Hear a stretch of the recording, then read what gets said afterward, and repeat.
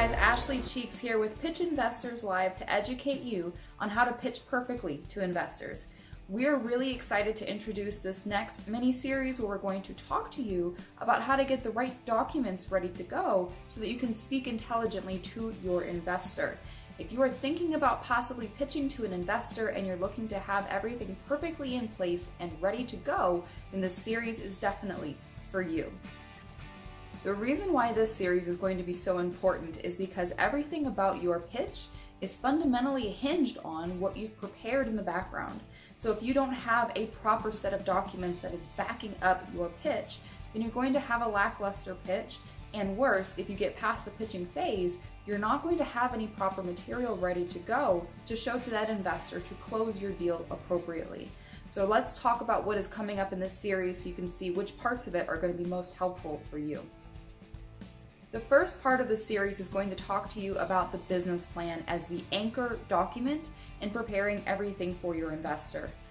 Now, I am a professional business plan consultant, and I'm going to be sharing with you all of the tips, shortcuts, tricks, and rules of thumb that will help you master your business plan in a way that really impresses investors with delivery and with content. So make sure you tune into that. The reason why the business plan is so important is because it's actually a balance of benefit to you and benefit to your investor. It helps you map out the right business strategy for your own vision, and of course, it helps sell the investor on what that vision and strategy looks like so they can better digest it, understand it, and get on board with funding it. Now, whether you have done a ton of business plans before already, or you've done maybe a one-page business plan on your own, or you've followed a really detailed template worksheet style business plan format, you're going to be able to take away from this a few things that can really help your business plan be the best representation of your business idea possible. Business plans are usually done completely wrong, especially by first-timers, so we're going to talk about how to avoid the common pitfalls that come along with developing a business plan that is meant to impress investors. An investor-grade business plan is not the same type of business plan as you would present to a bank for a loan or just for your own strategy purposes, documenting for internal reasons.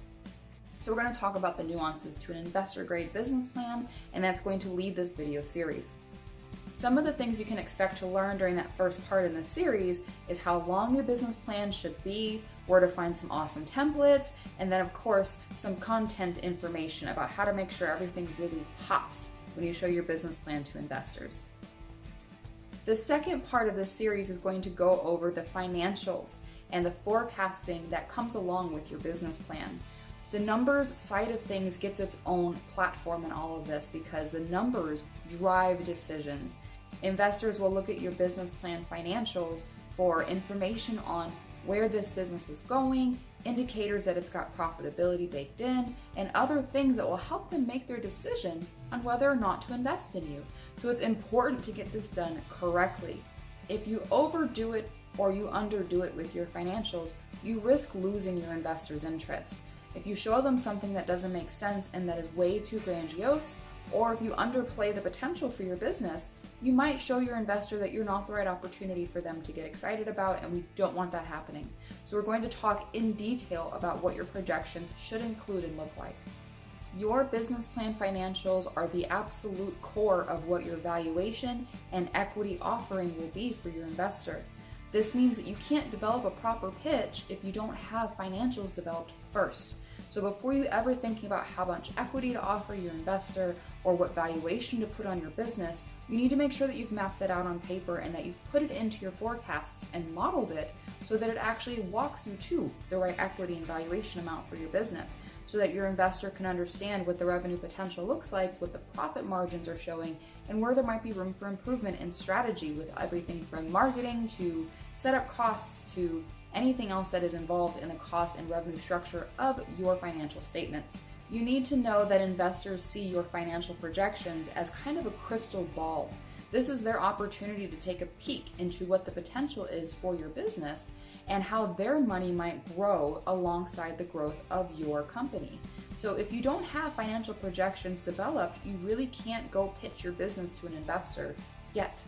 Getting your financials developed is something that's going to help you understand your own strategy a little bit clearer as well, so that you can estimate forward how it looks to have a growing, thriving business. This second video in the series is going to go through the most critical pitfalls that happen with first-timers building their own forecasts. So we're going to talk through things that make sense for you to apply to your business so that you don't make those same mistakes.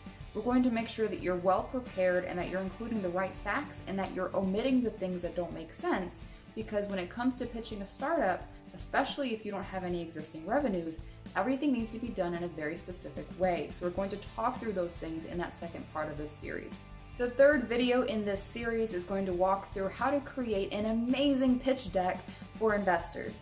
You might need a pitch deck if you're looking to talk to an investor in person. So if you have somebody on Pitch Investors Live who takes interest but wants to take things and talk about them at length, you would have a pitch deck ready to go to talk with them a bit more about your vision and your ideas. This is your opportunity to give a visual representation of your business, and it's not the chance to regurgitate your business plan in person on a 30-slide PowerPoint deck. So we're going to talk about the things that you do need to include, how to abbreviate the most important points, and of course we're going to talk about how to make sure that that PowerPoint leaves a positive impression with that investor. If you have a PowerPoint presentation, this is your cheat sheet for creating the perfect in-person pitch. And if you don't have to pitch in person, you still might find yourself presenting this PowerPoint via the internet online and actually doing a screen share that shows your presentation. So either way, you need to make sure that you're well prepared for this. In this third video, we're going to make sure that you understand the fundamentals for creating a great pitch presentation, and we're going to talk through some of the things that you can avoid. It's going to become a really simplified thing once you understand the nuances of a great pitch, and it's going to save you a ton of time and stress in developing a PowerPoint deck that makes sense and that's effective for impressing an investor during a discussion. The fourth video in this series is going to talk to you about the amazing one-page business plan and the format that you need to adopt to make it the most impactful possible. The one-page business plan is a single document that shows your investor what your elevator speech is on paper.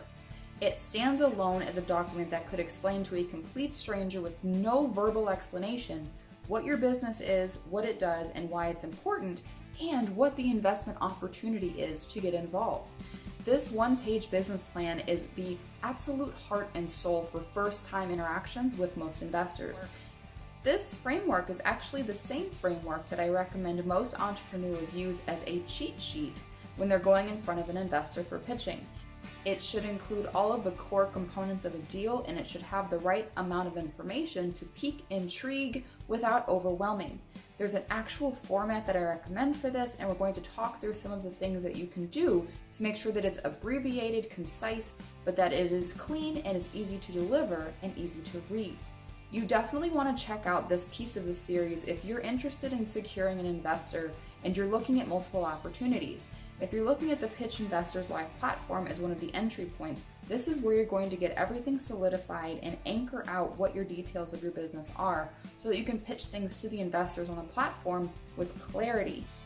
The one-page business plan acts as a really nice script so that when you go to do things like upload your pitch to Pitch Investors Live or have a first conversation with somebody about your business opportunity, you have this as kind of a running checklist of things to talk about to make sure that they understand everything important about your business in a snapshot.